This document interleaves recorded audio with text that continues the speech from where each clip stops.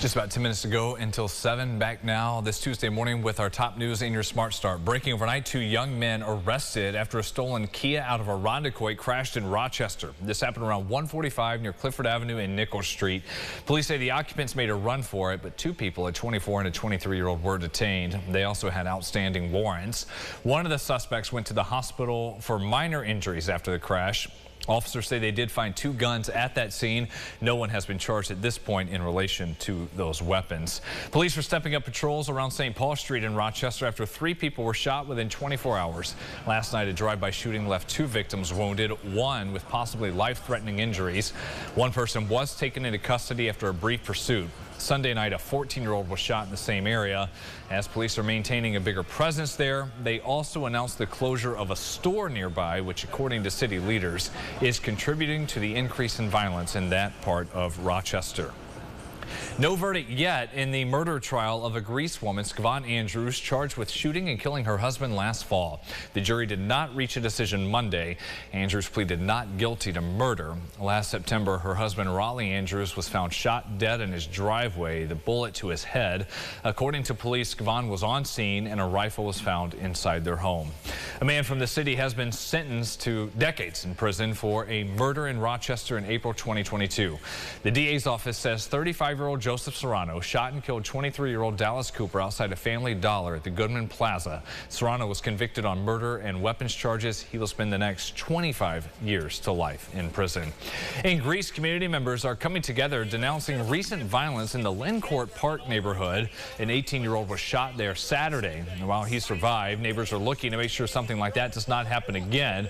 You see, they were gathering. That was at the corner of Shorecliff Drive and Summit Hill last night, sharing concerns, hoping to bring that to the attention of town leaders. Some tell News 8 this might be the first gathering like this one, but the issues, those have been a problem for years. And I think that's a very, very important part, knowing your neighbor, knowing the neighbors across the street from you. Not everybody's going to get along, but you do your best to coexist. It's just hard to imagine that, people don't think about what they're doing. They don't think that their actions are only going to hurt the person they intend to hurt. It's not like that. My children could have been killed.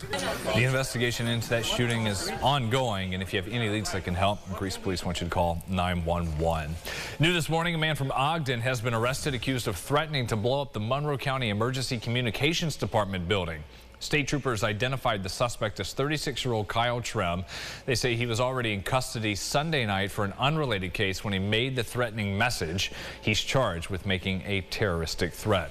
The state is stepping in once more to help with New York City's ongoing asylum seeker crisis. Governor Kathy Hochul announced the state will send another $20 million to support. That's on top of the $1.5 billion New York has already invested. According to the governor's team, the goal is to help create a more efficient and proactive approach. This comes as efforts continue for families on work visa authorization. That is something the governor says is the path out. What's left of Tropical Storm Hillary, the remnants, are moving north over the Rockies and into the Pacific Northwest. The storm made landfall in Mexico Sunday, pounding Southern California and Nevada with more rain than the region could handle. In Palm Springs, families are dealing with as much rain in one day as the city gets in a year, while mud flows derailed a train and decimated mountainsides.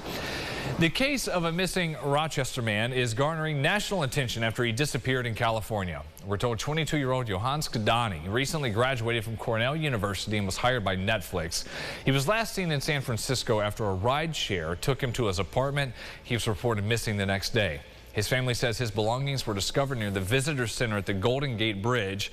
They say he didn't suffer from any known mental illness, but they did think one thing stood out from the 2 days before he vanished. He also had an incident Saturday night, so a couple nights before, where an Uber driver was being very suspicious, asking him to cancel the ride and then pay him like under the table. Police have reached out to Uber as part of their investigation. The department in San Jose also released a statement saying while the search continues, officers have not found anything at this point that would suggest a crime has been committed. Sunrise traffic at 6:53, looking around the region. Still looking okay on the expressways as you're headed out. No issues on 390 on the west side, 590 coming in from Webster, or 490 passing through downtown. We will check sunrise traffic again in just a little while during CBS Mornings. That's about 7:25. The Genesee Brewing Company is bringing in some fall vibes before fall officially starts, re-releasing 2 of its specialty beers. Oktoberfest, been around forever, and also Cran Orange Keller beer. The company says there's been an ongoing debate for years of when it should release its fall brews. Same goes for Starbucks, Dunkin', whoever. So this year, Jenny decided fans would make the choice on social media, and you say, bring it on. Those beers, the fall seasonals, will be on shelves next week. Bob Dylan is making a stop at the Auditorium Theater this fall, performing October 24th, part of Dylan's Rough and Rowdy Ways tour. Tickets go on sale this Friday morning at 10 o'clock. We've got more information about his show coming up at rochesterfirst.com. The State Fair in Syracuse kicks off tomorrow. Beforehand, we will find out the design of this year's famous butter sculpture today. The tradition, decades old, goes back more than half a century, in fact, honoring New York's rich dairy history. The sculptors have been hard at work. That's Jen Victor and Mary Pelton as they get their masterpiece ready. Once that announcement is shown off, they pull back the curtains. We'll have that for you on air and on our website throughout the rest of today. I can't wait for the fair. Yes. I feel like it was just yesterday that it ended. I know. Want the food. I had I can't stop. I had a pretzel there last year that I have not stopped thinking about for a year. Deep fried and everything, or just a good pretzel? It was just a really good pretzel.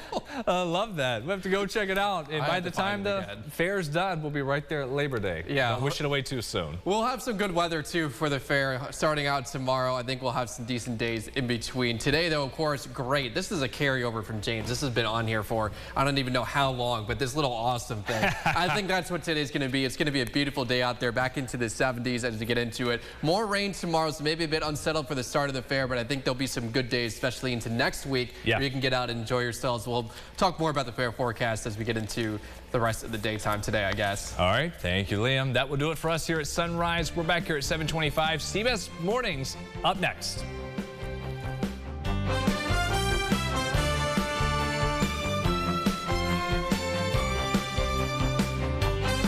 News 8 wherever you are, on rochesterfirst.com, Facebook, Twitter, and on our app for news and weather.